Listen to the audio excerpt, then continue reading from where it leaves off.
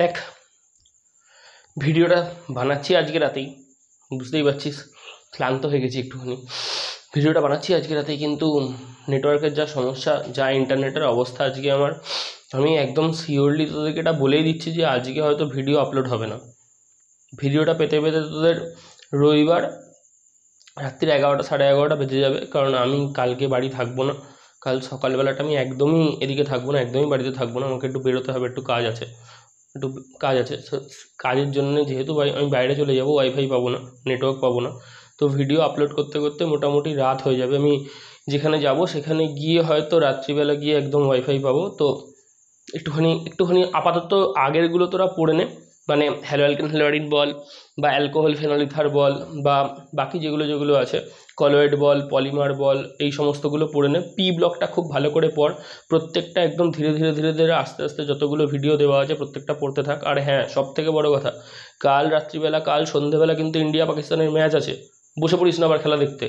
সুন্দর করে বই খাতা এক সাইডে সরিয়ে, বাবা মা ভাবছে তোরা পড়াশোনা করছিস, এদিকে ফোন খোলা আছে কি টিভি খোলা আছে, বাবাও খেলা দেখছে, তুইও খেলা দেখতে বসে বললি, এটা কিন্তু করিস না। যদি কাল খেলা দেখতে বসিস তাহলে একদম গ্যারেন্টি নিয়ে তুই জেনে রাখ, তোর সাথে কিন্তু মঙ্গলবার খেলা হতে চলেছে। একদম একদম সুন্দর রকমভাবে খেলা হবে।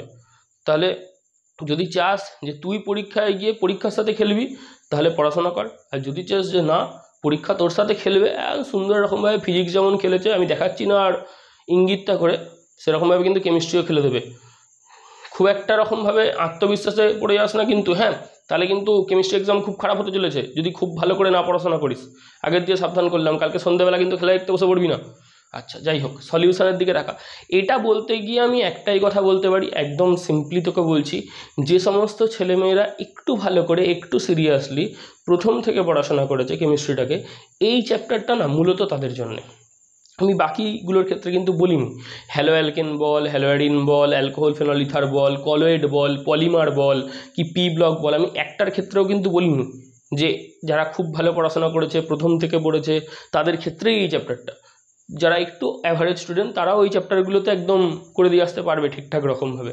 কিন্তু এই চ্যাপ্টারটা, এটা একটু ম্যাথ বেস চ্যাপ্টার, এই চ্যাপ্টারটা একটু সূত্র বেস চ্যাপ্টার, একটু ফর্মুলা বেস চ্যাপ্টার। হ্যাঁ, যদি ফর্মুলা রপ্ত করে যেতে পারিস তাহলে এই চ্যাপ্টারটার অঙ্ক হতে চলেছে। এই চ্যাপ্টার থেকে কিন্তু অঙ্ক আসবে মিনিমাম, ধর সলিউশন থেকে 4 নম্বরের কোশ্চেন আসা উচিত। তো সলিউশন যদি প্যাটার্ন মানে অবভিয়াসলি, তো এই 4 নম্বরে 4টে এমসিকিউর মধ্যে 2টো অঙ্ক তো আসা উচিত, একদম আমি তোকে বলতে চলেছি, একদম 2টো অঙ্ক আসা উচিত। আর যদি তুই কিছু বলিস, আমি যদি আমার গাটস মেনে বলি, আমি যদি আমার ইনস্টিংক্ট অনুযায়ী তোদেরকে বলি, তাহলে ধনাত্মক বিচ্যুতি, ঋণাত্মক বিচ্যুতির যে জায়গাটা আছে, বা যে আইডিয়াল সলিউশনের যে জায়গাটা আছে, বা নন আইডিয়াল সলিউশনের যে জায়গাটা আছে, বা অ্যাজিওট্রোপের যে জায়গাটা রয়েছে ওই জায়গাটা, বা হেনরির সূত্রের যে গ্রাফ প্লটের যে জায়গাটা রয়েছে, বা hypertonic solution, hypotonic solution, isotonic solution, বা osmosis, osmotic pressure, reverse osmosis, বা দ্রাবের সংযোজন, দ্রাবের বিয়োজনের যে জায়গাগুলো রয়েছে, আমি অঙ্ক বলছি না, জাস্ট এই জায়গাগুলো, বা ভ্যান হফের যে সূত্রের জায়গাগুলো রয়েছে, বা কলিগেটিভ প্রপার্টি সংক্রান্ত যে বাষ্পচাপের আপেক্ষিক অবনমন সংক্রান্ত রাউল্টের সূত্র, বা স্ফুটনাঙ্কের উন্নয়ন সংক্রান্ত রাউল্টের সূত্র, বা হিমাঙ্কের অবনমন সংক্রান্ত রাউল্টের সূত্র, সেই রাউল্টের সূত্রগুলো থেকে, বা কলিগেটিভ প্রপার্টি সম্পর্কিত কিছু কনসেপ্ট থেকে, কিংবা নর্মালিটি, মোলালিটি, ফর্মালিটি, এই সমস্ত কিছু কনসেপ্ট থেকে, কনসেপচুয়াল যে টকগুলো রয়েছে, কনসেপচুয়াল যে ডিপ অ্যানালিসিসগুলো রয়েছে, এখান থেকে থিওরি কোশ্চেন আসতে পারে। একটা ভালো করে শুনে রাখবি, 2টো অঙ্ক আসবে আর 2টো থিওরি আসবে। সেই থিওরির পোর্শনটা হচ্ছে এই জায়গা, আমি তাও একবার বলছি, ছোটোর উপর দিয়ে একবার করে শুনে নে, পারবি, এগুলো খুব একটা শক্ত হবে না। একদম প্রথমেই যখন পড়বি, নর্মালিটি পড়বি খুব ভালো করে, মোলারিটি পড়বি খুব ভালো করে পড়বি কিন্তু, হ্যাঁ, মোলালিটি পড়বি খুব ভালো করে, একদম স্ট্রংলি পড়বি, হ্যাঁ, এটা এম দিয়ে, এটা বড় হাতের এম দিয়ে, এটা ছোট হাতের এম দিয়ে। ফর্মালিটিটাও একটু পড়ে রাখিস, ফর্মালিটিটাও একটু পড়ে রাখিস, এটা এফ দিয়ে। আর এর সাথে মোল ফ্র্যাকশনটা একটু পড়ে রাখিস, মোল ভগ্নাংশের জায়গাটা, পিপিএম, পিপিবি, শতকরা মাত্রা, এগুলো অতটাও পড়তে হবে না, মোটামুটি এই কটা একটু পড়ে রাখিস। দেখবি খেয়াল করে, এটা হচ্ছে W2/E2/V, এটা হচ্ছে এর সূত্র নর্মালিটির। একটু সূত্রগুলো করে রাখিস, হ্যাঁ, দেখে রাখিস একটুখানি। নর্মালিটি মানে কি? নর্মালিটি মানে হচ্ছে দ্রাবের প্রদত্ত ভর বাই দ্রাবের তুল্যাঙ্ক ভর বাই দ্রবণের আয়তন। মানে এই জায়গাটাতে গ্রাম তুল্যাঙ্কের একটা কনসেপ্ট আসবে। গ্রাম তুল্যাঙ্কের যে কনসেপ্ট সেটা হচ্ছে নর্মালিটির কনসেপ্ট। মানে আমি বলতে চাইছি নর্মালিটি মানে দ্রাবের প্রদত্ত ভর বাই দ্রাবের তুল্যাঙ্ক ভর ডিভাইডেড বাই দ্রবণের আয়তন, যেটাই কনসেপ্টটা হচ্ছে নর্মালিটির কনসেপ্ট। সেমভাবে মোলারিটি একটুখানি পড়ে রাখিস, W2 by M2 by V, এটা হচ্ছে মোলারিটির কনসেপ্ট, হচ্ছে মোলারিটির কনসেপ্ট একটুখানি দেখে রাখ। মোলারিটি মানে কি, সেম কনসেপ্ট। এখানেও দেখ 2 মানে আমরা জানি, এগুলো প্রত্যেকে আমি এগুলো বলে তোদেরকে ছোট করতে চাইছি না। 1 মানে দ্রাবক, 2 মানে দ্রাবক, এগুলো আমরা জানি। W মানে হচ্ছে প্রদত্ত ভর বা given mass of solute. W মানে কি, তার মানে W2 মানে কি, দ্রাবের প্রদত্ত ভর বাই দ্রাবের আণবিক ভর ডিভাইডেড বাই দ্রবণের আয়তন। এগুলো একটু ফর্মুলাগুলো একটুখানি লিখে নিয়ে যাস, ফর্মুলা থেকে অঙ্ক আসতে পারে। M মানে কি লিখবি, W2 into 1000 divided by W1 into M2, এটা একটু করে রাখিস, ইম্পর্টেন্ট আছে। আমি যা সূত্রগুলো বলছি সূত্রগুলো একটু করে যাস, বাই এনি চান্স যদি অঙ্ক দিয়ে দেয় একটা দুটো তাহলে খুব সহজে উত্তরটা মিলিয়ে দিতে পারবি, এবং এখান থেকে অঙ্ক যদি আসে বাই এনি চান্স 1 নম্বর একদম শিওর হয়ে যাবে। তাহলে মোলালিটি কি, W2 into 1000 by W1 into M2, দেখে নে একবার। W2 কি, W মানেই হচ্ছে তোদের প্রদত্ত মানে গিভেন মাস, 2 মানেই হচ্ছে সলিউট, তার মানে দ্রাবের প্রদত্ত ভর বাই দ্রাবকের প্রদত্ত ভর। এদিকে কি আসছে, M2 মানে কি, molar mass of solute into 1000। এবার তোর একটা কোশ্চেন আসবে, 1000টা কোত্থেকে এলো, আমি তোর সামনে একটুখানি বলে দিচ্ছি, ছোট্টর উপর দিয়ে একবার দেখে রাখ মোলালিটির কনসেপ্টে। যেটা এটা হয় কি, W2 by M2 divided by, actually sorry এখানে তারা জায়গাটা বড় ছোট হয়ে গেছে, তো আমি সাইডে লিখে দিচ্ছি এখানটাতে, ছোট্ট করে একটুখানি দেখে নে। মোলালিটি মানে কি, মোলালিটি মানে অ্যাকচুয়ালি কিছু না, মোলালিটি মানে হচ্ছে W2 by M2 divided by W1 in KG, divided by W1 in KG. মানে আমি তোকে এটা বলতে চাইছি মোলালিটির অ্যাকচুয়াল সূত্র হচ্ছে এটা, বুঝলি তো, মোলালিটির অ্যাকচুয়াল সূত্র হচ্ছে এটা। দেখ খেয়াল করে, W2 মানে কি, W মানে হচ্ছে, দেখ একটু খেয়াল কর, W মানে কি প্রদত্ত ভর কার, দ্রাবের। M2 মানে কি আণবিক ভর কার, দ্রাবের। W1 মানে কি প্রদত্ত ভর কার, দ্রাবকের। কিসে দেওয়া আছে, ইন কেজিতে দেওয়া আছে। এবার তুই একটা জিনিস ভালো করেই বুঝতে পারছিস যে পটলের সাথে তো আর আলু যোগ বা বিয়োগ বা গুণ বা ভাগ করা যায় না, তো এটা কেজিতে আছে, এগুলো অবভিয়াসলি গ্রামে আছে। আমরা জানি আণবিক ভর কিসে দেওয়া থাকে, গ্রামে দেওয়া থাকে, তো আমরা গ্রাম আণবিক ভর এই কথাটার সাথে অভ্যস্ত। তাহলে আমরা এটাকে ছোট্ট করে কি লিখে নেবো, M is equal to W2 by M2 by W1 by 1000। এই 1000টা উপরে যাবে, দিয়ে দেখ এই ফর্মুলাটার পর এই ফর্মুলাটা আসছে, আলটিমেটলি এই ফর্মুলাটা, এই লাইনটা তারপর এই লাইনটা দিয়ে এরকমভাবে মোলালিটির একটা ফর্মুলা আমরা ড্র করতে পারছি।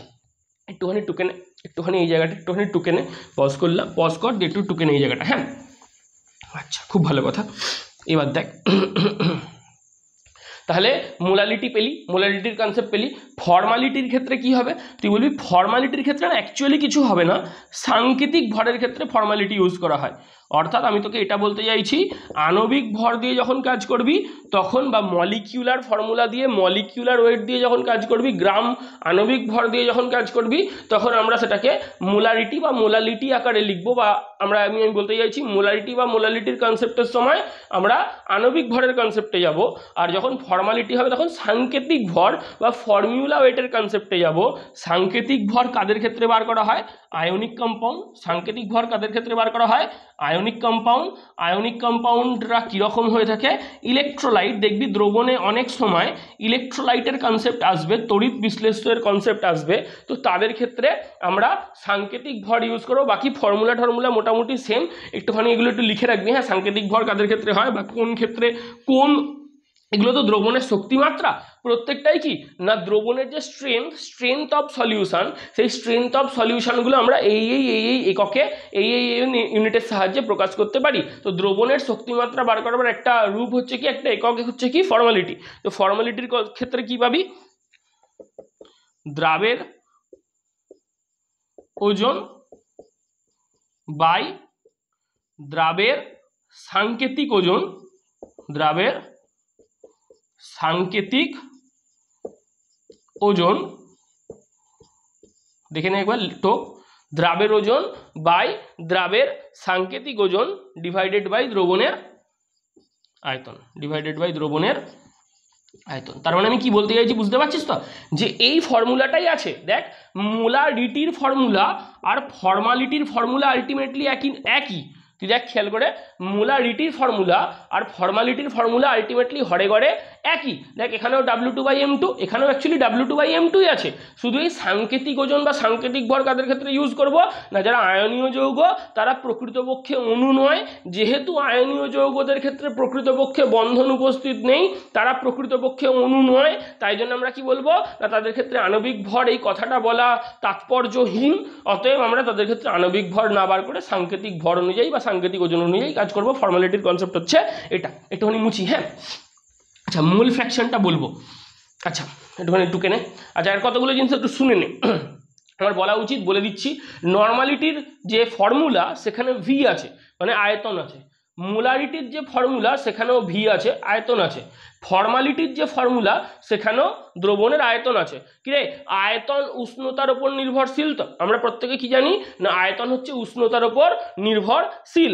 তার মানে যদি উষ্ণতার পরিবর্তন ঘটে, অর্থাৎ যদি টেম্পারেচারের ভেরিয়েশন হয়, যদি টেম্পারেচার ভেরিয়েবল কোয়ান্টিটি হয়, যে মুহূর্তে উষ্ণতা বাড়া কমা করবে সেই মুহূর্তে তার মানে দ্রবণের শক্তিমাত্রা অনুযায়ী নর্মালিটি, মোলারিটি এবং ফর্মালিটি এই তিনটে ইউনিটের যে দ্রবণের স্ট্রেংথ তারাও বাড়া কমা করবে। অর্থাৎ আমি তোদেরকে বলতে চাইছি এটা, যে দ্রবণের যে আয়তন, দ্রবণের আয়তন সর্বদাই উষ্ণতার উপর নির্ভরশীল।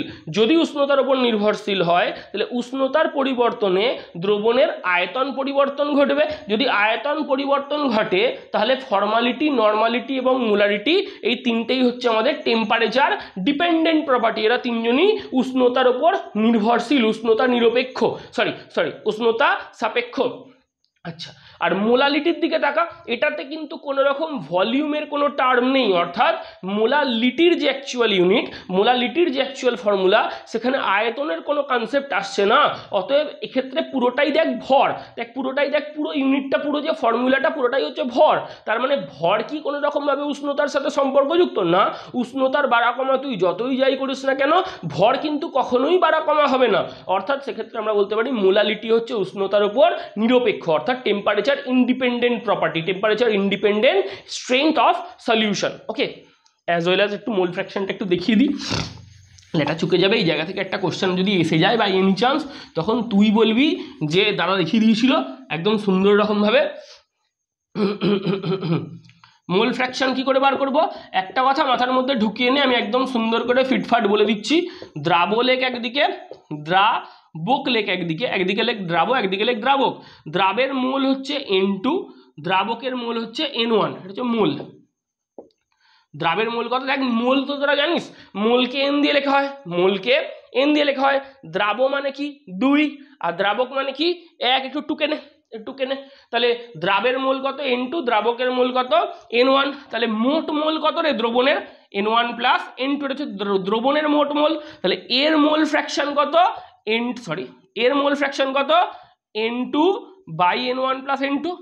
এর মোল ফ্র্যাকশন কত? N1 by N1 plus N2। এটাকে বলা হয় X2, এটাকে বলা হয় X1। তার মানে যে কোনো কারোর মোল ফ্র্যাকশন মানে কি? তার মোল বাই মোট মোল। যে কোনো কারোর মোল ফ্র্যাকশন মানে কি? তার মোল বাই মোট মোল। এবার একটা জিনিস ভালো করে বোঝার চেষ্টা করে আমি কি বলতে চাইছি। X1 plus X2 equal to আমরা কি লিখতে পারি? N1 by N1 plus N2 plus N2 by N1 plus N2। LCM এ কি আসছে? N1 প্লাস N2, ওপরটাকে লসাগু কর, কি আসছে? N1 প্লাস N2, তার মানে 1। তো তাহলে X1 প্লাস X2 এর মোট ভ্যালু কত? X1 প্লাস X2 এর মোট ভ্যালু কত? এটা একটু দেখে রাখিস, এটা একটু দেখে রাখিস। তার মানে আরো একটা জিনিস তুই খেয়াল কর, খুব ভালো করে যদি বুঝতে চাস, আমি একটুখানি এটাকে একটুখানি মুছাই। হ্যাঁ, একটুখানি মুছে দিই, একটুখানি হাঁটিয়ে দিই, একটু দেখ, টুকতে টুকতে চ। হ্যাঁ, তাড়াতাড়ি কর, কারণ ফর্মুলা তো একটু বানাতেই হবে। কি করব বল? তাহলে যদি তোকে কখনো বলে মোল ভগ্নাংশ বার করতে, ধর তোকে বললো মোল ভগ্নাংশ বার করতে, তুই কি লিখবি? তুই বলবি ধরুন মোল ভগ্নাংশ বার করতে দিচ্ছে দ্রাবকের। কার মোল ভগ্নাংশ? দ্রাবকের। কি লিখবি? N1 by N1 plus N2। কি রে, N1 মানে আমি লিখতে পারি তো W1 বাই M1, N1 মানে আমি লিখতে পারি তো W1 বাই M1, N2 মানে আমি লিখতে পারি তো W2 বাই m2, কারণ আমরা প্রত্যেকে এটা জানি যে মোল মানে হচ্ছে প্রদত্ত ভর বাই আণবিক ভর। মোল মানে কি? মোল মানে হচ্ছে প্রদত্ত ভর বাই আণবিক ভর। অর্থাৎ সেক্ষেত্রে আমরা এই প্রত্যেক ক্ষেত্রে এই সূত্রগুলো বিল্ড আপ করতে পারি। তাহলে তুই একটা জিনিস খেয়াল কর যে মোল ভগ্নাংশের যখন রাশিমালা বেরোচ্ছে তখন পুরোটা কি রে? ভর। তো পুরোটা কি রে? ভর। তো তার মানে ভর কার উপর নির্ভর করে? তুই বলবি ভর উষ্ণতার উপর নির্ভর করে না, ভর উষ্ণতার উপর নির্ভরশীল নয়। অর্থাৎ মোল ভগ্নাংশও টেম্পারেচার ইন্ডিপেন্ডেন্ট। তার মানে দুটো কোয়ান্টিটি পাওয়া গেল, মোলালিটি এবং মোল ভগ্নাংশ, এরা উষ্ণতার উপর নির্ভরশীল নয়। নর্মালিটি, মোলারিটি এবং ফর্মালিটি উষ্ণতার উপর নির্ভরশীল। এই জায়গাটা একটু দেখিস।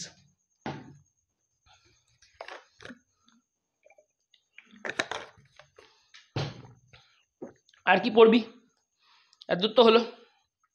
হেনরির সূত্রটা উইথ গ্রাফ একটু পড়ে নিস, আমি লিখতে লিখতে যাচ্ছি, পুরোটা বোর্ডার করছি না। হ্যাঁ, হেনরিজ ল এর অ্যাপ্লিকেশন পড়বি। দেখবি যে কোনো বই পড়, ছায়া সাঁতরা যা খুশি পড়, লেখা আছে। এর একটু লিমিটেশন পড়বি। KH কাকে বলে, হেনরিজ কনস্ট্যান্ট, এর ডেফিনেশনটা পড়বি, অ্যাজ ওয়েল অ্যাজ এর ইউনিট পড়বি। আর এই হেনরিজ ল এর গ্রাফিক্যাল রিপ্রেজেন্টেশন যেটা রয়েছে সেই গ্রাফটা একটু পড়ে রাখবি। হেনরিজ লটা ইম্পর্টেন্ট। হ্যাঁ, আচ্ছা, হাইড্রেশন এনার্জি, ল্যাটিস এনার্জির কনসেপ্ট তোরা 11-এ পড়েছিলি। ওই হাইড্রেশন এনার্জি আর ল্যাটিস এনার্জির কনসেপ্টটা একটু পড়ে রাখিস। Hydration energy and lattice energy, এই দুটো কনসেপ্ট একটুখানি পড়ে রাখিস। কনসেপ্ট কিছুই না, একটা জিনিস শুনে রাখ। ধর দুজনের মধ্যে খুব ভালো সম্পর্ক আছে, হেভি সম্পর্ক। তৃতীয় জন যদি ওই দুজনের সম্পর্কের মাঝে ঢুকে যায় এবং প্রথম দুজনের মধ্যে যে কোনো একজনের সাথে 3 নম্বর জনের সম্পর্ক আগের জন মানে দ্বিতীয় নম্বর জনের সম্পর্কের তুলনায় বেশি ভালো হয়ে যায়, তাহলে কি হবে? প্রথম দুজনের সম্পর্ক ভেঙে যাবে আর 3 নম্বর জনের সাথে যে কোনো একজনের সম্পর্ক তৈরি হয়ে যাবে।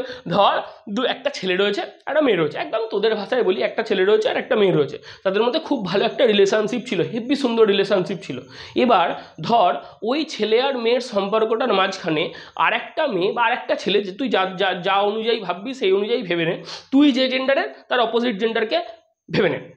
তুই নিজের জেন্ডারকে তো দোষ দিবি না, অপোজিট জেন্ডারকেই দোষ দিবি, তো অপোজিট জেন্ডারের কথা ভেবে নে। যে ধর একটা ছেলে আর একটা মেয়ের মধ্যে খুব ভালো সম্পর্ক ছিল। এবার 3 নম্বর জন এসে ওই প্রথম দুজনের মধ্যেকার সম্পর্কে ফাটল ধরিয়ে দিয়েছে। 3 নম্বর জনের সাথে ধর 1 নম্বর জনের এখন খুব ভালো সম্পর্ক আছে, তাহলে 1 নম্বর জন কি আর 2 নম্বর জনের সাথে থাকতে চাইবে না? সে 3 নম্বর জনের সাথে এখন প্যাচ আপ করে নেবে, দিয়ে ভালো করে রিলেশনশিপ তৈরি করবে। কনসেপ্ট তো এটা। প্রথমে ক্যাটায়ন আর অ্যানায়নের মধ্যে একটা সুন্দর রকমের রিলেশনশিপ ছিল, সেটা হচ্ছে ল্যাটিস এনার্জি। এবার যদি ওই ক্যাটায়ন আর অ্যানায়নের মাঝখানে বাই এনি চান্স জলের ডাইপোল ঢুকে যায়, তাহলে এখন ওই ক্যাটায়ন আর অ্যানায়নের মধ্যে সেপারেশন তৈরি হয়েছে, ডিভোর্স হয়ে গিয়েছে।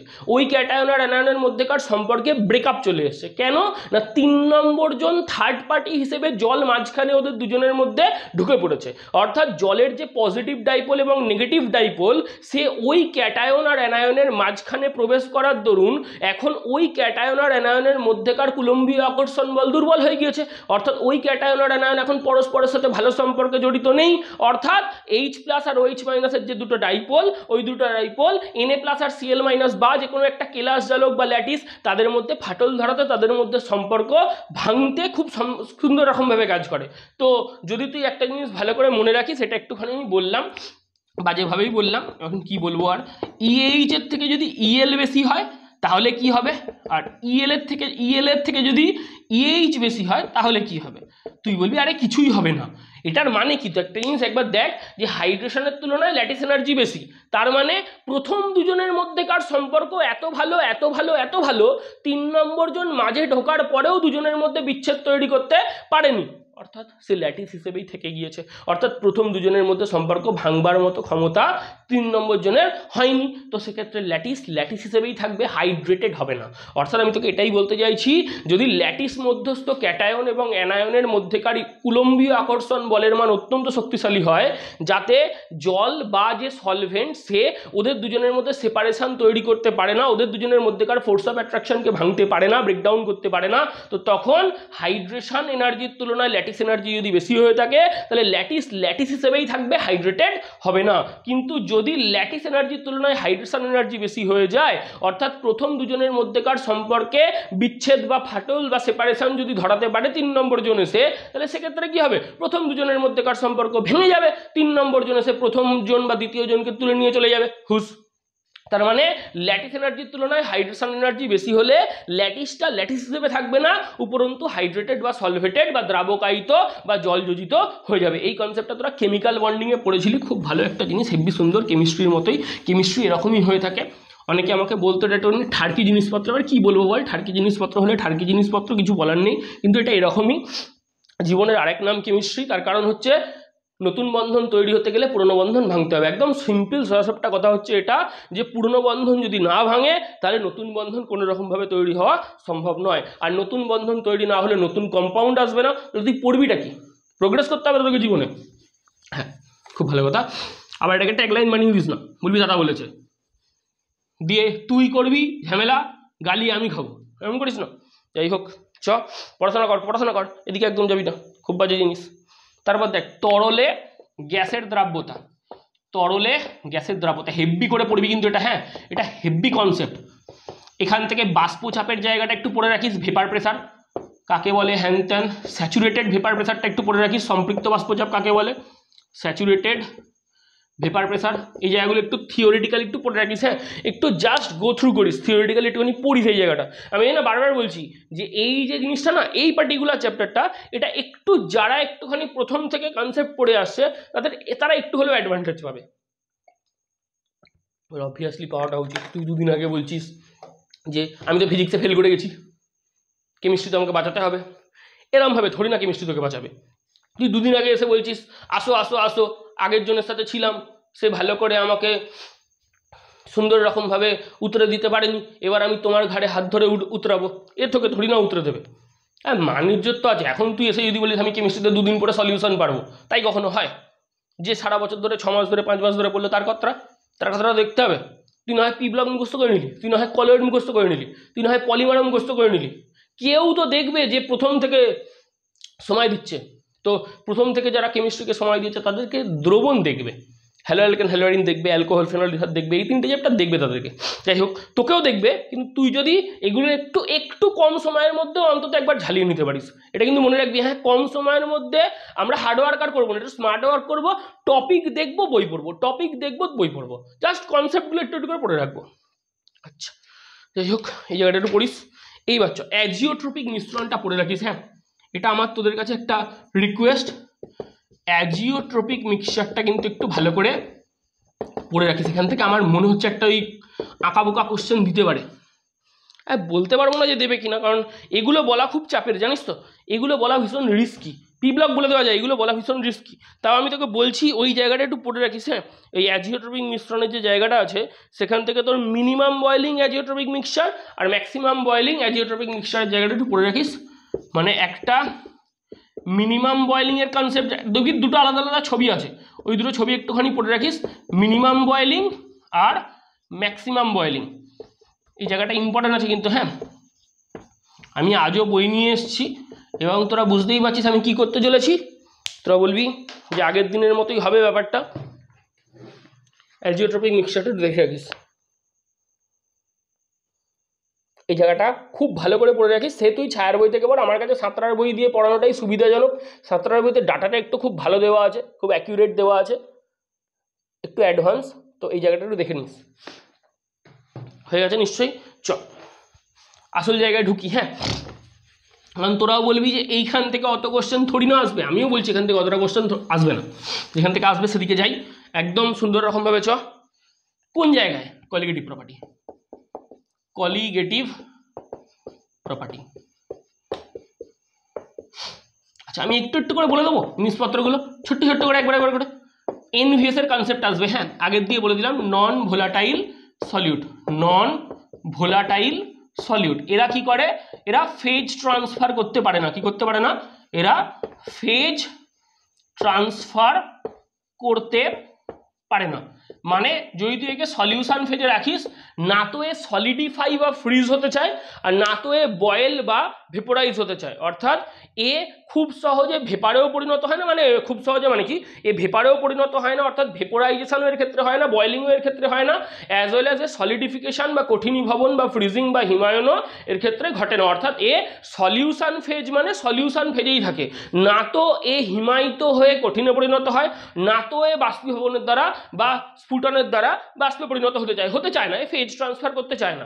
এবার তুই কতগুলো কমন কথা মাথার মধ্যে একদম ফিট অ্যান্ড ফাইন বসানোর চেষ্টা কর, যদি বসাতে পারিস খুব ভালো করে বোঝ। হ্যাঁ, আমি কি বলতে চাইছি, ধর পিওর সলভেন্ট ছিল, কি ছিল, পিওর সলভেন্ট ছিল, তার মধ্যে আমি নন ভোলাটাইল সলিউট 1 চামচ অ্যাড করে দিয়েছি, ভালো করে একটুখানি নন ভোলাটাইল সলিউট অ্যাড করে দিয়েছি। তার মানে একটা জিনিস বোঝ আমি কি বলতে চাই, ধর একটা বিকার ছিল, বিকারের মধ্যে পিওর সলভেন্ট রূপে জল ছিল, তার মধ্যে আমি নন ভোলাটাইল সলিউট রূপে ইউরিয়া বা ইথিলিন গ্লাইকল বা কেন সুগার যে কোনো একটা অ্যাড করে দিয়েছি। আমি তোকে কি বলতে চাইছি বোঝ ভালো করে, তুই যখন অ্যাট ফার্স্ট হিট করছিলি, মানে অ্যাট দ্য ইনিশিয়াল স্টেজ যখন পিওর সলভেন্টে নন ভোলাটাইল সলিউট অ্যাড করা ছিল না, মানে যখন প্রাথমিক অবস্থায় বিশুদ্ধ দ্রাবকের সাথে নন ভোলাটাইল সলিউট যুক্ত হয়নি, যখন সলিউশন তৈরি হয়নি, তখন পিওর সলভেন্ট সম্পূর্ণরূপে ভেপারে পরিণত হচ্ছিল,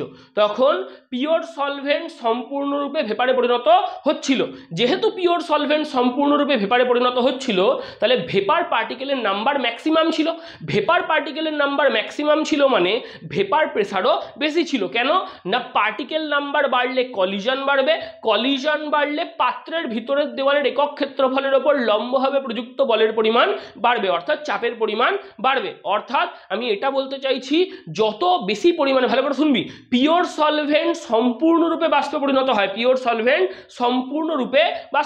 হয়, তাই সেক্ষেত্রে ভেপার পার্টিকেলের নাম্বার ম্যাক্সিমাম, অতএব ভেপার প্রেসারও ম্যাক্সিমাম। কিন্তু পিওর সলভেন্টের মধ্যে তুই যে মুহূর্তে নন ভোলাটাইল সলিউট অ্যাড করছিস, নন ভোলাটাইল সলিউট ওই উপরি তলটায় রয়েছে, পিওর সলভেন্টের মধ্যে অ্যাড করার মানে হচ্ছে অ্যাবাভ দ্য প্লেন, উপরি যে তলটা রয়েছে, সারফেসটা রয়েছে, সেই সারফেসের উপরে নন ভোলাটাইল সলিউট রয়েছে।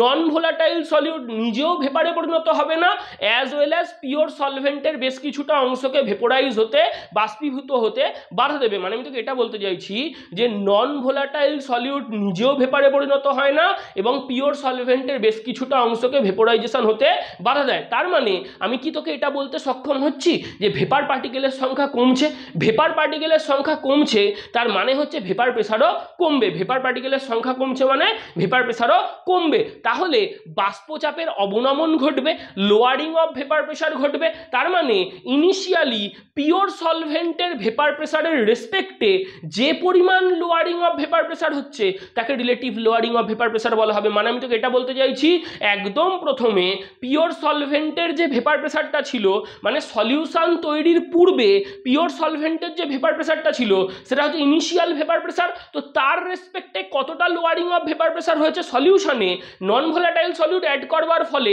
সেটাকেই আমরা কি বলবো, relative lowering of vapour pressure. মানে আমি তোকে এটা বলতে চাইছি যে বিশুদ্ধ দ্রাবকের যেটা আছে পিওর সলভেন্ট, সেটা হচ্ছে P10, আর সলিউশন মানে পিওর সলভেন্টের মধ্যে তুই কি অ্যাড করেছিস, নন ভোলাটাইল সলিউট, সলিউশনেরটা কত, P1, তাহলে লোয়ারিং অফ ভেপার প্রেসার কত, P10 - P1, কার সাপেক্ষে, P10 সাপেক্ষে। এটাই হচ্ছে RLVP, এটাই হচ্ছে relative lowering of vapour pressure. তার মানে আমি এটা বলতে চাইছি পিওর সলভেন্টেরটা ছিল P10, নন ভোলাটাইল সলিউট অ্যাড করবার ফলে সলিউশনের ভেপার প্রেসার কমেছে, তার মানে আমরা বলতে পারি P10 P1 এর থেকে বড়। তার মানে আমি এটাও বলতে পারি P10 - P1টা হচ্ছে lowering of vapour pressure, divided by P10 করলে হচ্ছে relative lowering of vapour pressure. এবার তুই আমার একটা কথা বল, ভালো করে ভেবে চিনতে বল, একদম সুন্দর রকমভাবে ভাব যে এই relative lowering of vapour pressure ultimately কার উপর ডিপেন্ড করছে। তুই সঙ্গে সঙ্গে বলবি relative lowering of vapour pressure না, এই যে এখানে নন ভোলাটাইল সলিউটের কনসেপ্টটা তুমি হেজালে, ওই নন ভোলাটাইল সলিউটের মোল ফ্র্যাকশনের উপর ডিপেন্ড করছে। তো রাউল্ট কি বলছে, রাউল্টকে বেশি গুরুত্ব দেওয়ার দরকার নেই, রাউল্ট বলছে এটাই হচ্ছে আমার x2 সমান, রাউল্ট বলছে এটাই হচ্ছে আমার x2 সমান। তার মানে আমি তোকে এটা বলতে চাইছি যে যে পরিমাণ রিলেটিভ লোয়ারিং অফ ভেপার প্রেসারটা হলো, সেই relative lowering of vapour pressure হলো কার জন্য, তুই সঙ্গে সঙ্গে বলবি নন ভোলাটাইল সলিউট অ্যাড করার জন্য। তো ভাই নন ভোলাটাইল সলিউটের মোল ফ্র্যাকশনের সাথে এটা সম্পর্কিত, তার মানে relative lowering of vapour pressure is equals to the mole fraction of non volatile solute, লিখে নে, এটাই তোর রিলেটিভ লোয়ারিং অফ ভেপার প্রেসারের সূত্র। ঠিক আছে, একটুখানি উপরটা মুছে দিলাম। এবার তুই দেখ একবার খেয়াল করে, P10 minus P1/P10 is equal to x2। তো x2 মানে কি N2/N1 প্লাস N2। দেখ একটু আগে মোল ফ্র্যাকশনের কনসেপ্ট পড়াচ্ছিলাম, N2 এর জায়গায় কি লিখবি W2/M2, W1/M1, W2/M2। এইটা থেকে একটু অঙ্ক আসতে পারে, এটা হচ্ছে রিলেটিভ লোয়ারিং অফ ভেপার প্রেসারের অঙ্ক। এটা হচ্ছে RLVP-র অঙ্ক। কার অঙ্ক? RLVP। নোট ডাউন কর, একদম সুন্দর করে নোট ডাউন কর, আমাকে 2 মিনিট সময় দে।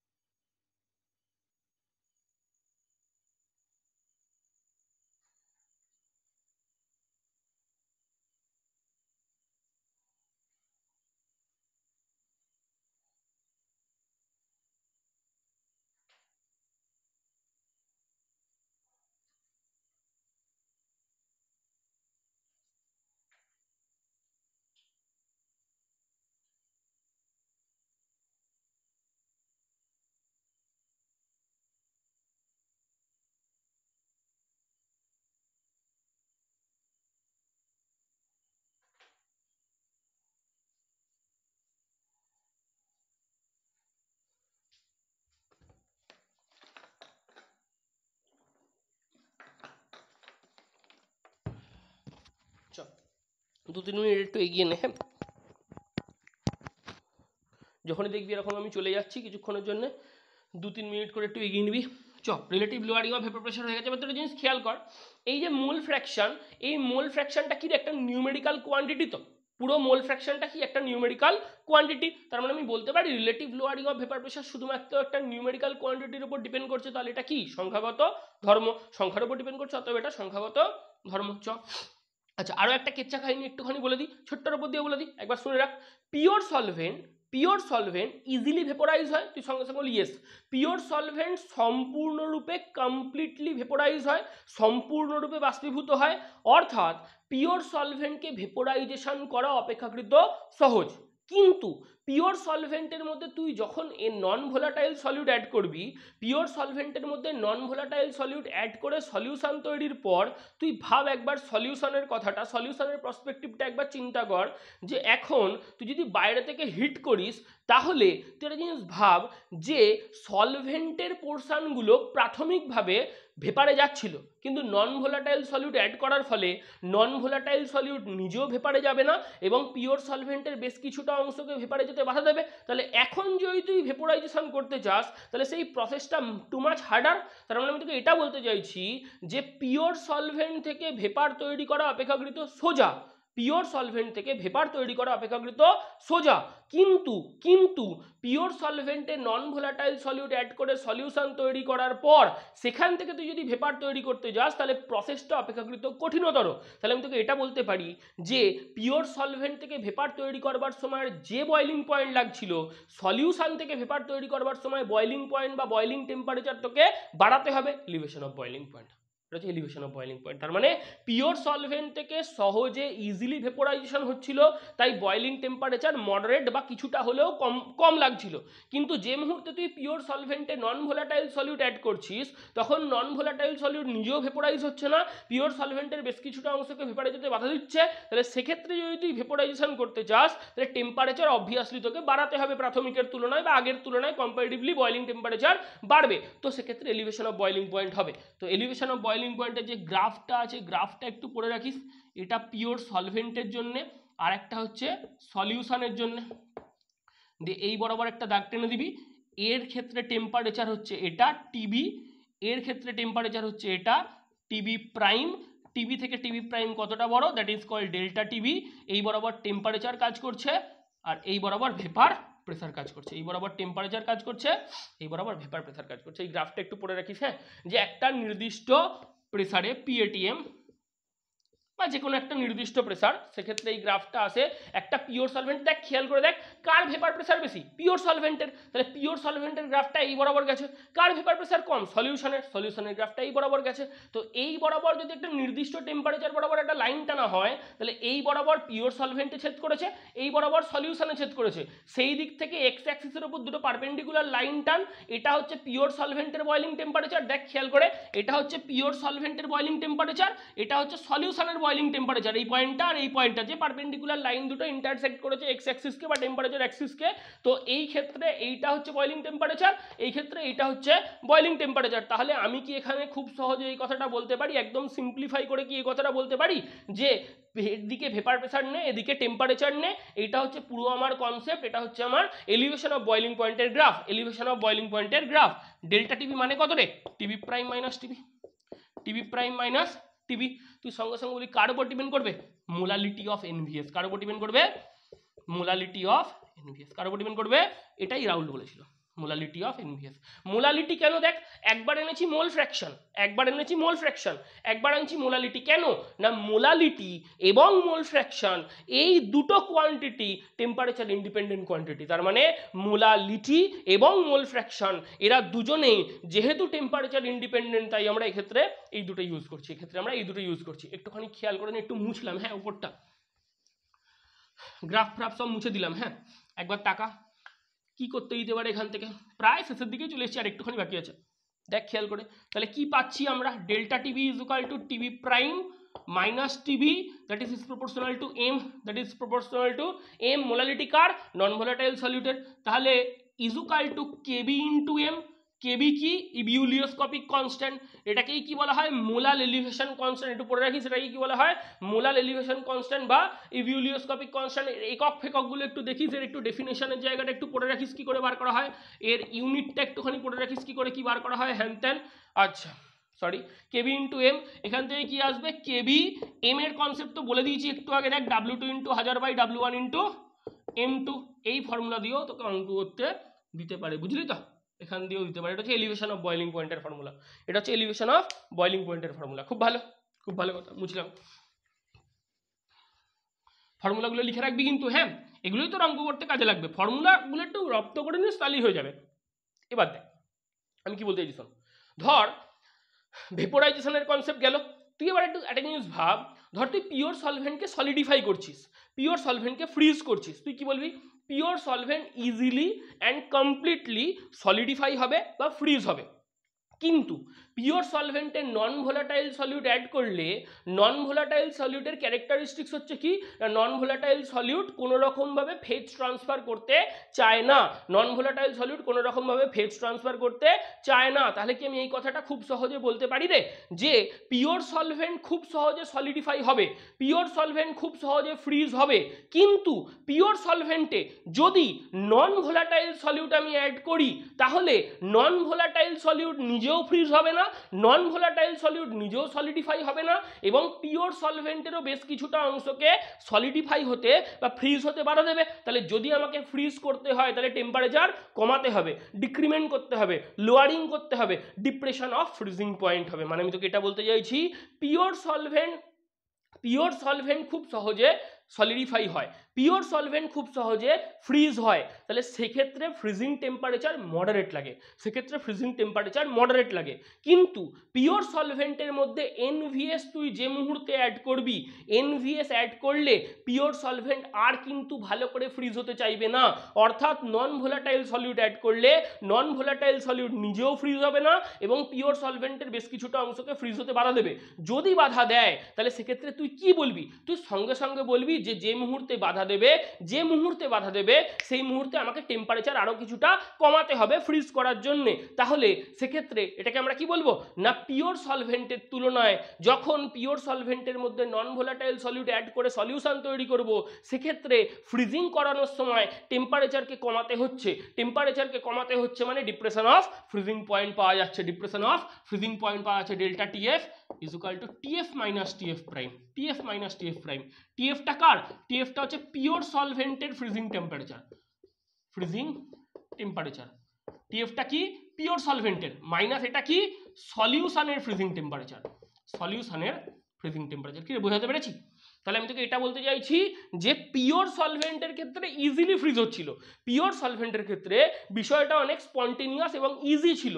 তো পিওর সলভেন্ট যদি সহজে ফ্রিজ হয়ে যায় তাহলে টেম্পারেচার কম লাগবে, মানে টেম্পারেচার মডারেট লাগবে।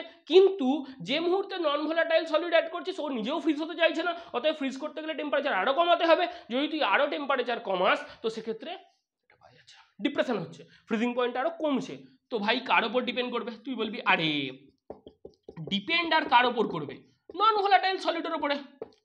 যত দোষ Nanda Ghosh non volatile solid, তার কি মোলালিটি, তার কি molality of non volatile solid, molality of non volatile solid. কি বলতে পারি? তার মানে আমি এটা বলতে চাইছি যে এখানেও সেই same concept, delta TF is equal to TF minus TF prime is proportional to molality of NVS. তো ভাই এখান থেকে আর কি লেখা যায়?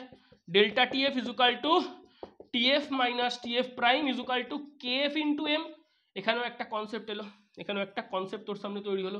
কেএফটা পড়ে রাখিস, এটাকে ক্রায়োস্কোপিক কনস্ট্যান্ট বলে, এটাকে মোলার ডিপ্রেশন কনস্ট্যান্ট বলে। এর ডেফিনেশন পড়বি, এর ইউনিট পড়বি, এর ডেফিনেশন পড়বি, ইউনিট পড়বি। কি বলে ওটা ডেফিনেশন আর ইউনিট একটু পড়ে রাখিস।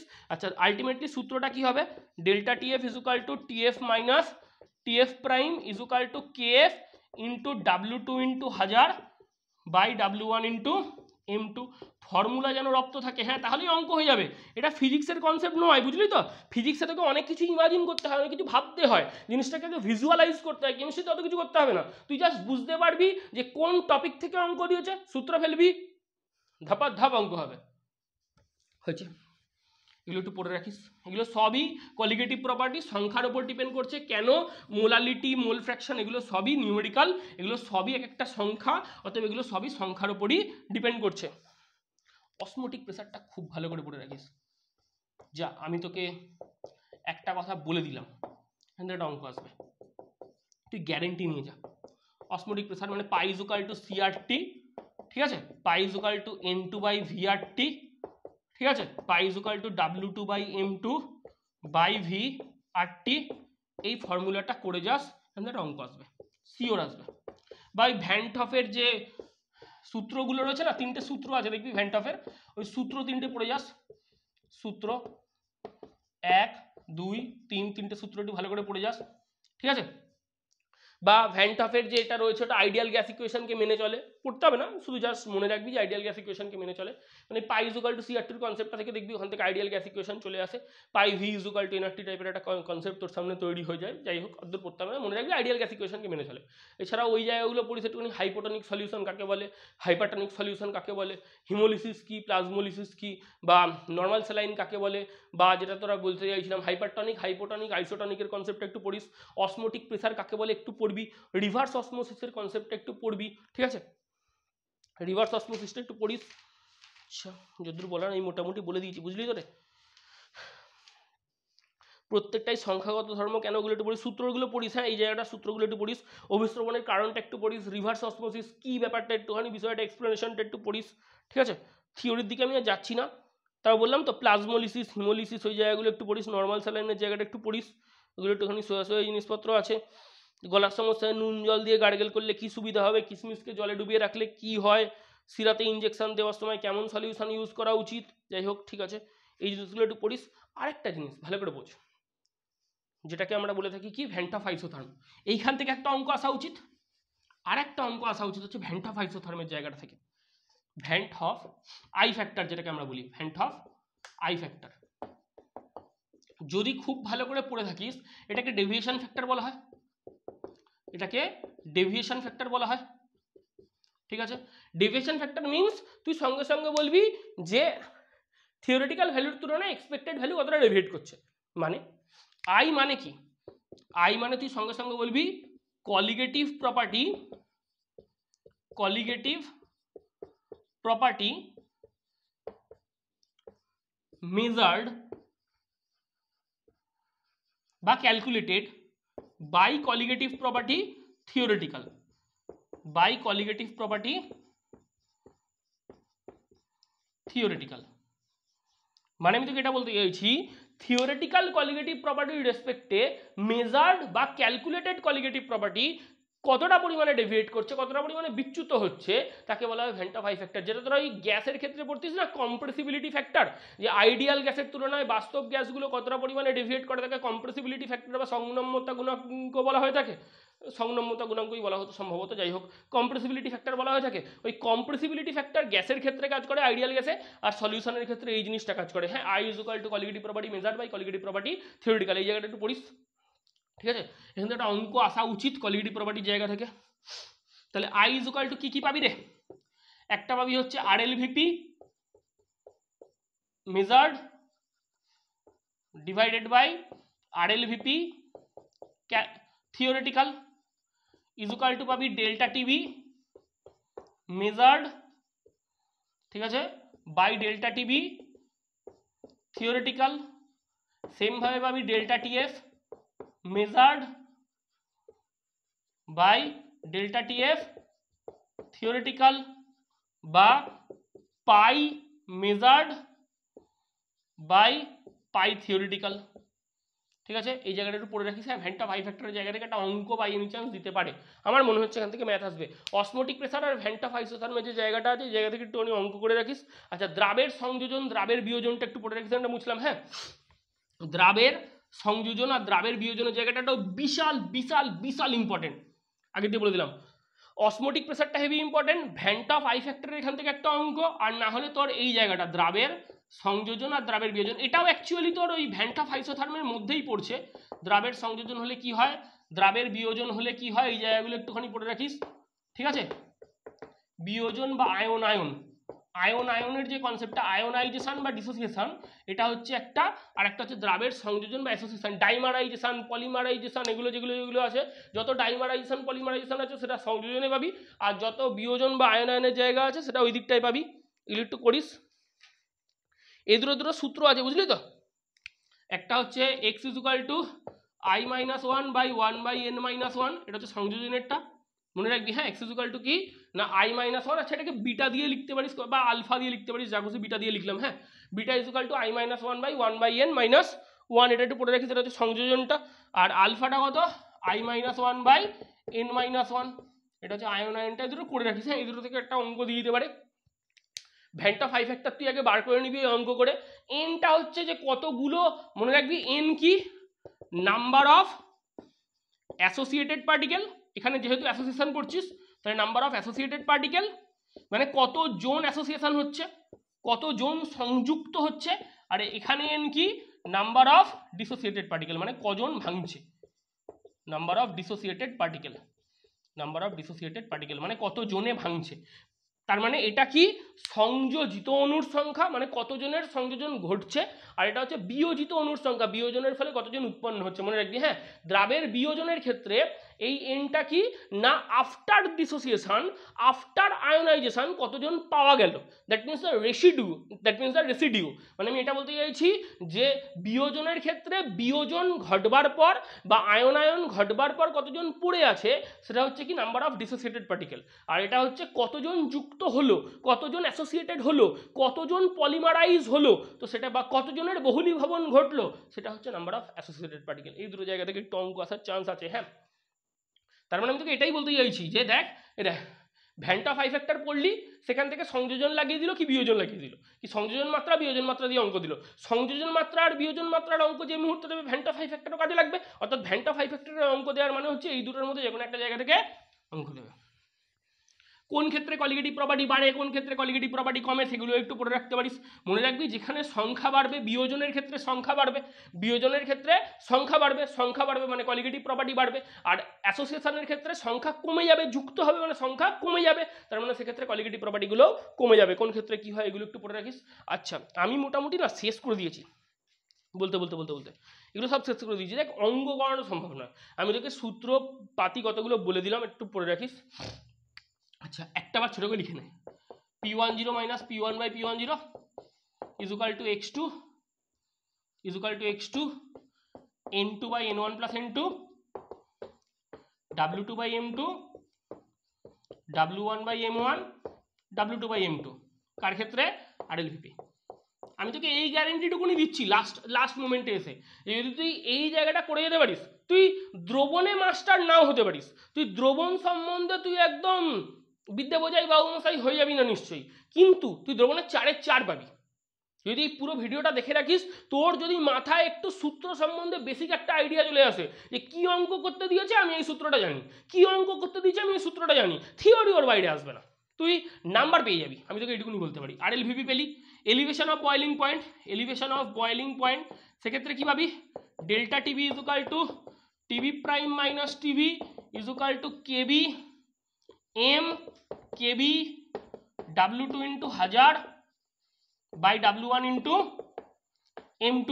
আচ্ছা, একটা ছিল depression of freezing point, depression of freezing point কি পাবি, delta TF is equal to TF minus TF prime is equal to KF into M KF into W2 into 1000 by W1 into M2। এটা একটা অসমোটিক প্রেসার যদি দেয়, pi equal to CRT N2 by VRT N2 জায়গায় W2 by M2 করে দে, W2 by M2 by VRT, এখান থেকে একটা অঙ্ক দিতে পারে, ঠিক আছে। আচ্ছা, আর কি পেলি, একটা পেলি alpha is equal to I minus 1 by N minus 1, এটা হচ্ছে ডিগ্রি অফ ডিসোসিয়েশন।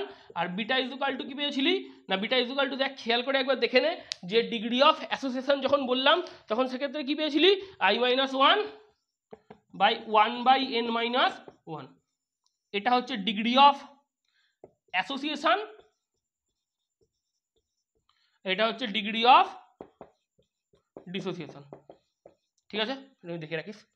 এর বাইরে অঙ্ক আসবে না, আমি তোকে একদূর বলে দিচ্ছি, এর বাইরে অঙ্ক আসবে না, এখন শিওরলি এই কটা একটুখানি দেখে রাখিস, কনসেপ্ট দেখবি, কনসেপ্ট দেখে সূত্র ফেলে দিবি, আবার টুকে নিয়ে চলে আস না, তোদেরকে আমার একটু বিশ্বাস হয় না, বললাম যে এই সূত্র তুই কতটা টুকে নিয়ে চলে গেলি, তুই ধরা পড়লি, তারপর হল থেকে বের করে দিল, তুই মুখে বুড়ো আঙুল ঢুকিয়ে আমাকে গালাগালি দিলি, কেমন আমার করিস না, টুকে ফুকে নিয়ে যাস না, একটু পড়ে যাস ভালো করে।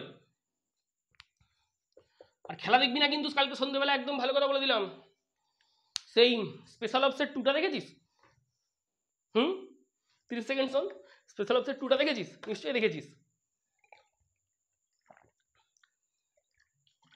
কারণ আমাদের তো এখন ওয়েব সিরিজ দেখতে হয় না, ইনস্টাগ্রামের রিলসেই মোটামুটি ওয়েব সিরিজের মেন জায়গা দেখিয়ে দেয়। কি বলেছিল হিম্মত সিং সেই যখন ছেলেটা এলো, বলেছিল যে हम इस देश में किसके लिए काम करते हैं, দিয়ে হিম্মত সিং কি বলেছিল, ওইটা দেখবি না কিন্তু, একদম খেলা দেখবি না।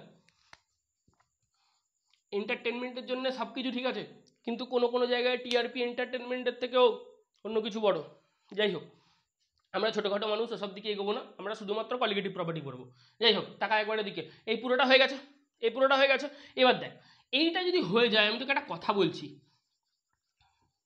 যদি ভাই আমার ইনস্টিংক্ট খাটে, যদি আমার গাট ফিলিং ঠিক হয়, আমি এক্সপিরিয়েন্স বলছি, যদি আমার গাট ফিলিং ঠিক হয়, আইডিয়াল সলিউশন আর নন আইডিয়াল সলিউশন তোদেরকে পড়িয়েছে ভালো করে, যে যার কাছেই পড়িস না কেন, আইডিয়ালস আমিও পড়েছি, আইডিয়াল সলিউশন নন আইডিয়াল সলিউশন তোরা পড়েছিস, ওই জায়গাটা একটু পড়বি। হ্যাঁ, প্রত্যেকটা কন্ডিশন কখন কি হয়, মানে সেই দ্রাবক ইন্টারাকশন, দ্রাবক ইন্টারাকশন, ওই জায়গাগুলো, মানে আমি তোকে পাতি কথা, আমি তোকে এটা বলতে চাইছি, আমি তোকে এই কথাটা বলতে চাইছি। এটা P10, এটা P20, এটা X10, X21, এটা X11, X20, এই বরাবর মোল ফ্র্যাকশন, এই বরাবর মোল ফ্র্যাকশন, এই বরাবর ভেপার প্রেসার। কি রে, পড়েছিস তো? নিশ্চয়ই পড়েছিস যে P1 equal to X1 P10, কি রে ছিল তো, আর P2 equal to X2 P20, দিয়ে সেখান থেকে P equal to P1 plus P2, এগুলো সব নিশ্চয়ই পড়েছিস, হয়তো পড়েছিস, নিশ্চয়ই পড়েছিস, হয়তো কেন বলবো, নিশ্চয়ই পড়েছিস। দিয়ে এখান থেকে সেই সূত্রপুত্র আসতো, এই গ্রাফগুলো একটু পড়ে রাখিস কিন্তু, হ্যাঁ, মানে আইডিয়াল সলিউশনের জন্য এই গ্রাফটা, তারপর ধর ধনাত্মক বিচ্যুতি, ঋণাত্মক বিচ্যুতি, নিশ্চয়ই মনে পড়ছে আমি কি বলতে চাইছি। কিরে, ওপর দিয়ে যাচ্ছে মানে ধনাত্মক বিচ্যুতি, কখন ধনাত্মক বিচ্যুতি ঘটে, কখন ঋণাত্মক বিচ্যুতি ঘটে, এই জিনিসগুলো। এদিকে সেম P10, এটা P20, এটা তো X1 ইজুকাল টু 0, এটা হচ্ছে X1 is equal to 1, X2 is equal to 0, X2 is equal to 1, আমি আর অত ডিপে যাচ্ছি না। এটা হচ্ছে ধনাত্মক বিচ্যুতি, আর ঋণাত্মক বিচ্যুতি বললে উল্টোটা, ঋণাত্মক বিচ্যুতি যখনই বলবে তখন কি হবে, তখন তুই বলবি নিচ দিয়ে যাবে। কোথা দিয়ে যাবে, এরকম দেখবি গ্রাফগুলো এরকম নিচ দিয়ে যাবে, ঠিক আছে, একটু পড়ে রাখিস। হ্যাঁ, এই গ্রাফ 3টে একটু পড়ে রাখিস, মানে কখন কোনটা হবে আইডিয়াল সলিউশনের ক্ষেত্রে কিন্তু একটা কোশ্চেন আসা উচিত এখান থেকে একটা কোশ্চেন, মানে কে ধনাত্মক বিচ্যুতি দেখায়, কারা ধনাত্মক বিচ্যুতি দেখায়, কারা ঋণাত্মক বিচ্যুতি দেখায়, কেন দেখায়, এই জায়গাগুলো একটু পড়ে যাস কিন্তু। হ্যাঁ, এখান থেকে কোশ্চেন আসবে, আমার মনে হচ্ছে একটা কোশ্চেন জিজ্ঞেস করবে যে ধনাত্মক বিচ্যুতি প্রদর্শনকারী জোটটি হলো, কিংবা অমুক জোর কি বিচ্যুতি দেখায়। তুই জানিস আমি কি করতে চলেছি, এই বই দেখাতে চলেছি, দেখতে পেয়ে গেছিস। এই গ্রাফ ফ্রাফ সব এঁকে দেওয়া আছে, এর কোনো একটা জায়গায় দেখ এরকমভাবে উদাহরণগুলো দেওয়া আছে, কোনটা কি জোর কোনটা কি দেখায়, একটুখানি পড়ে নিস। হ্যাঁ, একটুখানি পড়ে নিস। হ্যাঁ, এই জায়গা থেকে একটা কোশ্চেন হয়তো আসবে, ধনাত্মক বিচ্যুতি ঋণাত্মক বিচ্যুতির জায়গা থেকে। ঠিক আছে, আর আমার মোটামুটি কিছু বলার নেই। এটা 2.5 গ্রাম প্রোটিনের কোনো একটা অঙ্ক আছে, ওই অঙ্কটা একটু দেখে যাস, ওই রকম টাইপের কিছু কিছু অঙ্ক। আর হ্যাঁ, আরেকটা কথা বলার, এমন অঙ্ক করবি না, দেখবি এলিভেশন অফ বয়েলিং পয়েন্ট আর ডিপ্রেশন অফ ফ্রিজিং পয়েন্টের পোর্শন থেকে অঙ্ক আসার চান্স খুব কম। আমি তোকে একদূর বলে দিচ্ছি, এলিভেশন অফ বয়েলিং পড়বি সবই, কিন্তু ultimately elevation of boiling point আর ডিপ্রেশন অফ ফ্রিজিং পয়েন্টের জায়গা থেকে অঙ্ক আসার চান্স কম। কেন বলতো, ওখানে ক্যালকুলেশনটা একটু জটিল, মানে ক্যালকুলেটার দরকার পড়ে, মাঝে মাঝেই ক্যালকুলেটার দরকার পড়ে, একটু জটিল ক্যালকুলেশন, হয়তো আসবে না। অসমোটিক প্রেসারের জায়গা থেকে অঙ্ক আসার চান্স বিশাল বেশি, আর ভ্যান্টা 5 ফ্যাক্টর সংযোজন মাত্রা বিয়োজন মাত্রার জায়গা থেকে অঙ্ক আসার চান্স খুব বেশি। কেন বলতো, ওখানকার ক্যালকুলেশনগুলো একটু ইজি, ওখানকার ক্যালকুলেশনগুলো একটু ট্রিকি, একটু ট্রিক লাগালে একটু ছোটোখাটো কোনো রকমভাবে ক্যালকুলেশনগুলো হয়ে যাবে। ওই জায়গা থেকে অঙ্ক আসার দুটো অঙ্ক হয়তো আসবে, একটা অসমোটিক প্রেসার, একটা ওই ভ্যান্টা ফাইসোথার্মের ওই জায়গাটা থেকে হয়তো আসবে, আমার যতদূর মনে হচ্ছে ইনস্টিটিউট যা কাজ করছে। যদি না আসে তাহলে এবার বাকিগুলো সূত্রও পড়ে দেওয়া আছে, relative lowering of vapour pressure, elevation of boiling point, depression of freezing point, অন্তত দুটো অঙ্ক আসবে এখান থেকে। ঠিক আছে, যে কোনো একটা জায়গা থেকে দুটো আসবে। আমি বলছি অসমোটিক প্রেসার আর ভ্যান্টা ফাইসোথার্ম, এই দুটো জায়গা থেকে একটু অঙ্কগুলো দেখবি। আর এমন অঙ্ক দেখবি যে অঙ্কগুলো শর্ট ট্রিকে হচ্ছে, বা যে অঙ্কগুলো ধর এমন অঙ্ক যেগুলো আর কি খুব ক্যালকুলেশন লাগছে না, একটু বেসিক কনসেপ্ট লাগছে, অঙ্ক হয়ে যাচ্ছে, এরকম টাইপের অঙ্কগুলো একটু দেখবি। ধনাত্মক বিচ্যুতি ঋণাত্মক বিচ্যুতি, আইডিয়াল সলিউশন নন আইডিয়াল সলিউশন, এগুলো একটু দেখবি। বাকি যা যা বললাম এতক্ষণ ধরে সেই সমস্ত কিছু দেখবি। আমি আর দীর্ঘায়িত করছি না বিষয়টাকে, আমি আর বাড়াচ্ছি না হাজাচ্ছি না, কিন্তু হ্যাঁ পড়াশোনা কর কিন্তু। আর একটা রাত, মানে ধর আজকে আমি ভিডিওটা বানাচ্ছি, আজকে শনিবার, কালকে ধর আজকে শনিবারেরও মোটামুটি রাত্রির মোটামুটি 2:30-3টে হয়ে গেছে, প্রায় 2:30-3টে কেন বলবো, আরও বেশি হয়ে গেছে, প্রায় 3:30-4টে মতো হয়ে গেছে। তো আজকে আমি ধর আজকে বানিয়ে দিলাম শনিবার এটা আসবে না, বুঝতেই পারছিস আসবে না। রবিবার দিনকে সকালবেলা আমি দিতে পারবো না, বুঝলি তো, সকালবেলা আমি একটু থাকবো না, আমি একটু বাইরে চলে যাব, আর যেখানে যাব ওয়াইফাই পাওয়া সম্ভব নয়, আর যেতে যেতে আমার অনেকটা সময় হয়ে যাবে, একটুখানি মিটিং আছে, রাত্রিবেলাও মোটামুটি অনেকটাই দেরি হয়ে যাবে, একটুখানি কী বলবো, রাত্রিবেলা দিতে দিতে একটু সময় লেগে যাবে। তো রাত্রিবেলায় চলে আসবে, রবিবার রাত্রিবেলা একদম শিওরলি ভিডিও চলে আসবে। তোরা সোমবার সকাল থেকে দ্রবণের পুরো পোর্শনটা পড়া শুরু কর, সোমবার সকাল থেকে দ্রবণের পোর্শনটা পড়, সারা সকাল দ্রবণ পড়লেই হয়ে যাবে সোমবার থেকে, দিয়ে সোমবার মোটামুটি বিকেলের পর থেকে ক্লোজ করে দিবি। সোমবার পুরোপুরি মোটামুটি আমি তোকে একদম শিওরলি বলছি, বিকেলের পর থেকে পড়া ক্লোজ করে দিবি, রিভিশন মারবি। সোমবার বিকেল থেকে পুরো একদম মঙ্গলবার সকাল 8টা, কি 8টা বলবো না, ওই ধর 7:30 8টা এরকম সময় পর্যন্ত পুরো একদম থরলি রিভিশন মারবি। ঠিক আছে, ঘুমাবি না কিন্তু, এই 2-3টে রাত ঘুমোনো একদম ছেড়ে দে পুরোপুরি, ঘুমিয়ে কিচ্ছু হবে না, পরে ঘুমাবি আবার পুজোর সময় একদম সুন্দর রকমভাবে, পুজোর আগে মহালয়ার ওই সপ্তাহটা ঘুমিয়ে নিবি, দিয়ে আবার তোদের 22 তারিখে পরীক্ষা শেষ হচ্ছে সম্ভবত মহালয়ার পরের দিনকে, তারপর থেকে একটা সপ্তাহ ঘুমিয়ে নিবি, দিয়ে আবার দুর্গা ঠাকুর দেখতে বেরিয়ে পড়বি রাত্রিবেলা কলকাতায়, একদম পারফেক্ট সিনারিও। তো যাই হোক, এখন একটুখানি পড়াশোনা করেন, একটু খেটে নে, নাম্বার একদম সুন্দর রকমভাবে এসে যাবে, কোনো চিন্তা নেই। কিন্তু হ্যাঁ মেহনত কর, কিন্তু একটু পরিশ্রম কর, হয়ে যাবে, কোনো অসুবিধা নেই। ফিজিক্স ধোকা দিয়েছে, কেমিস্ট্রি ধোকা দেবে না, আমি তোকে এত বড় কথা বলছি। কেমিস্ট্রিকে একটুখানি সময় দে, কেমিস্ট্রি তোর কাছে থাকবে। ঠিক আছে, একদম ঠিকঠাক ভালো করে পড়, কোনো অসুবিধা নেই। আমি আরেকটা ভিডিও দিয়ে দেবো, মানে একদম লাস্ট মোমেন্টের ট্রিক সম্বন্ধে, একটুখানি লাস্ট মোমেন্টে যে কী কী করতে হবে কী কী করতে হবে না, ভিডিওটা কালকে আমি দেবো। হ্যাঁ, আজকে দেবো না, আজকে রাত্রে আমি মোটামুটি, আজকে রাত্রে নয় সরি, আমি বারবার আজকে রাত্রে বলে ফেলছি। তো রবিবার দিনকে রাত্রিবেলা আমি এই সলিউশনের ভিডিওটা ছাড়ছি, আর সোমবার দিন সকালবেলার মধ্যে মোটামুটি, কি সোমবার দিন ধর দুপুরবেলা বিকেলবেলা এরকম সময়ের মধ্যে আমি এটা বলে দেবো তোদেরকে কী কী এক্সামের সময় কী কী লক্ষ্য করতে হবে, কী কী প্যাটার্ন লক্ষ্য করতে হবে, কী কী মানতে হবে, কী কী মেনে চলতে হবে। তাহলে দেখবি ভুলগুলো ঠিক করানোটা একটা আলাদা ব্যাপার, ভুল যেন না হয় সেটা একটা আলাদা ব্যাপার। ওই কিছু কিছু পার্শিয়াল মাইনিউট ভুলগুলো থেকে তোদেরকে যাতে এড়ানো যায়, তোরা যাতে অ্যাভয়েড করিস বিষয়টাকে, এবং খুব কেয়ারফুলি অ্যাভয়েড করিস, সেই বিষয় সম্বন্ধে আমি তোদেরকে বলে দেবো। তো আপাতত পড়, আর বেশি যাচ্ছি না, ভালো করে পড় কিন্তু। হ্যাঁ।